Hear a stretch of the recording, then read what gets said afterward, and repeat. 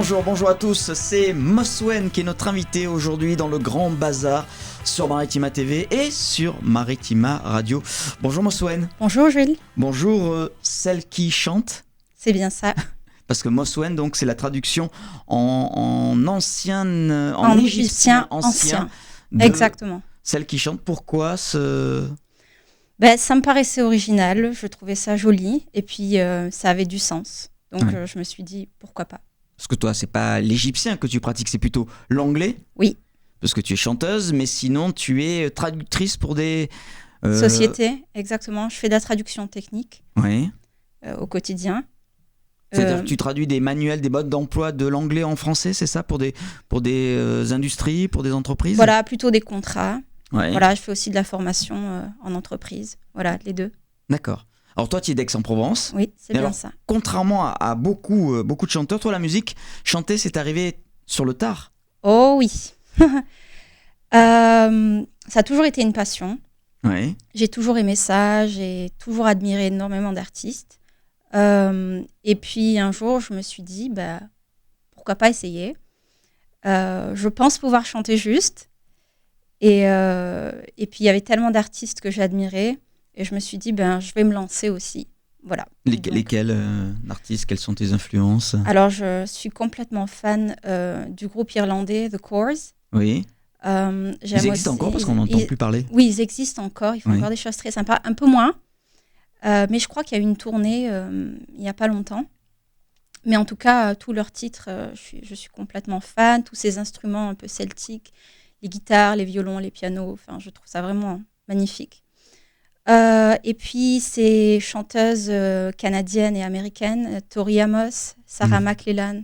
Voilà, je suis complètement fan. L'univers, surtout, m'attire beaucoup. J'aime bien un petit peu le côté sombre de ces artistes. Et voilà, donc j'avais à mon tour envie d'essayer. Alors tu chantais jusqu'à présent dans un groupe, c'est ça ? Oui, exactement. C'est quoi ? C'était un groupe de reprises ? En fait, on a commencé à faire... On a démarré par la compo, bizarrement. Et puis on s'est rendu compte que pour jouer et faire de la scène, c'était pas possible. On nous demandait plutôt de faire de la reprise. Et puis on s'est dit à un moment donné, on va faire de la reprise, mais pas de la reprise juste pour la reprise. On va réadapter les titres. On va essayer d'être... très original, si possible. Et puis voilà, on s'est inspiré de tout ce qui était cover à l'américaine. En essayant d'ajouter des instruments qu'on n'avait pas forcément l'habitude d'entendre. Et puis voilà, donc on a commencé, puis ça a plutôt bien fonctionné. C'est pour ça d'ailleurs que vous avez fait La France un incroyable talent sur M6 ? Exactement. C'était quand en 2015, il y a 3 ans ? 2015, exactement. Ouais. Puis l'aventure a duré 10 ans.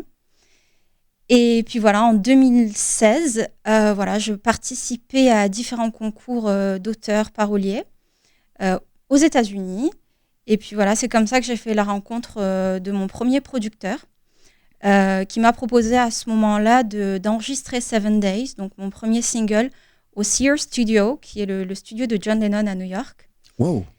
Et puis, j'ai beaucoup réfléchi et puis je me suis dit que c'était pas le bon moment, que j'avais besoin de prendre un peu plus de recul et de travailler. Donc, on est resté en contact et puis on s'est dit, autant se lancer dans la composition d'un EP ou d'un album. On savait pas trop à ce moment-là. Puis, c'était un peu compliqué avec la distance. Et on a fini par se rencontrer, donc, et composer cet EP et travailler très, très dur pendant 2 ans. Et on a finalement enregistré 7 Days et 4 autres titres. Ouais, donc depuis quelques mois, tu tentes l'aventure en solo. Complètement. Avec le sorti de ce premier EP. Alors, je crois que l'EP est en train d'être finalisé, mais on peut déjà découvrir 2 singles, dont l'un dont tu parlais, 7 Days, qu'on va écouter dans un instant. Exactement. Ouais. Et The Exit. Voilà, qui sont écrits et composés. C'est complètement 2 univers différents. On a 7 Days qui est plutôt folk, qui a un côté très très sombre. On a même tenté d'un petit peu Mon second producteur était branché musique expérimentale. Donc on a souhaité rendre ce titre un peu unique en rajoutant des sons, travaillés juste en proposant des sons de la voix qu'on a ensuite modifiés, qui donnent des fois l'impression que c'est une guitare électrique alors que c'est la voix qui fait ça. Et puis, The Exit, on a voulu tenter quelque chose de différent. J'avais jamais chanté sur de la musique électro. Donc, je me suis dit que c'était l'occasion. Donc, parce que la première version de The Exit était complètement pop-folk. Et ce dont j'avais envie, c'était vraiment sortir de ma zone de confort. Voilà, pendant des années, j'avais fait de la musique acoustique. Et puis, je sais que tout le monde m'attendait un peu là-dedans. Et je me suis dit, cette fois-ci, j'ai envie de tester autre chose. Donc, autour de moi, on me dit, tu sais, c'est un peu risqué, c'est ton premier EP, et puis tu fais 5 titres complètement différents. On a vraiment 5 univers différents. On part de du rock, folk music, Électro. pop, électro. On a une balade aussi. Expérimentale. Et puis, toutes les portes. Voilà, exactement. Certaines personnes ont trouvé ça risqué. Et puis moi, j'avais juste envie de sortir de ma zone de confort et d'essayer d'autres choses. Voilà. Donc sur un second EP ou album, peut-être que je reviendrai à je ne sais pas, surprise.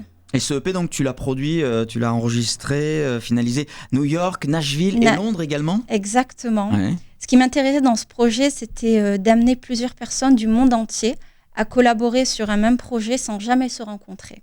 Voilà. D'accord. Donc oui, j'ai commencé à New York, donc pour la composition.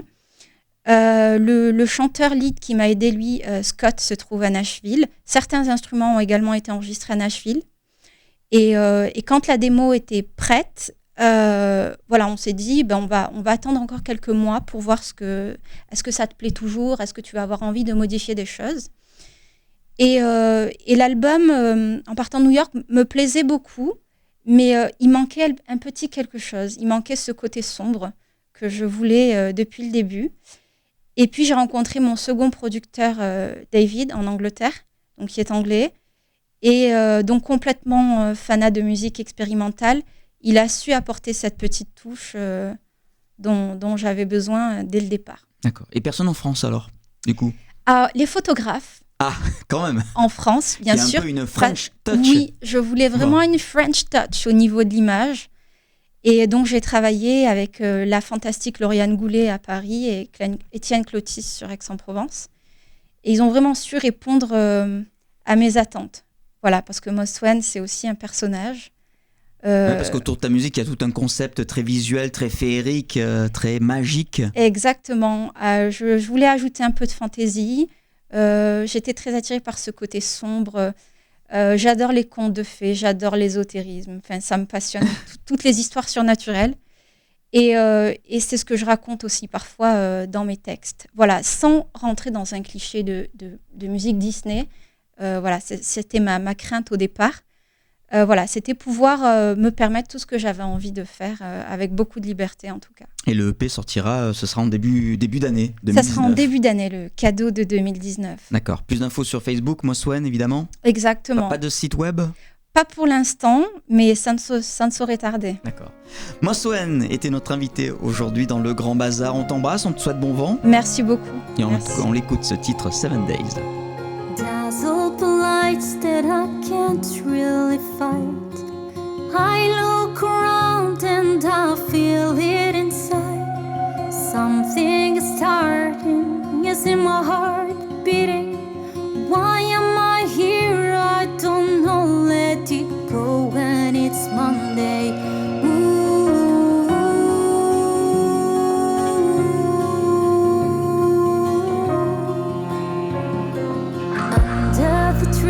Is there something to see? But who can tell me where's the best place to be?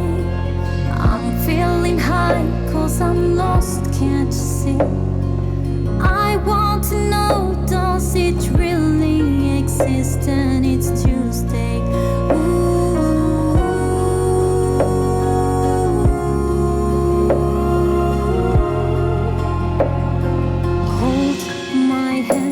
Monday we play, Tuesday we dream away, Wednesday I'm so scared, please stay, Thursday time betrays, let's pray, Friday walking too fast on that unsteady bridge, no reason distance worry as you look back again. I wish I could just slow down for a while. Just take some time to enjoy the twilight and it's Thursday.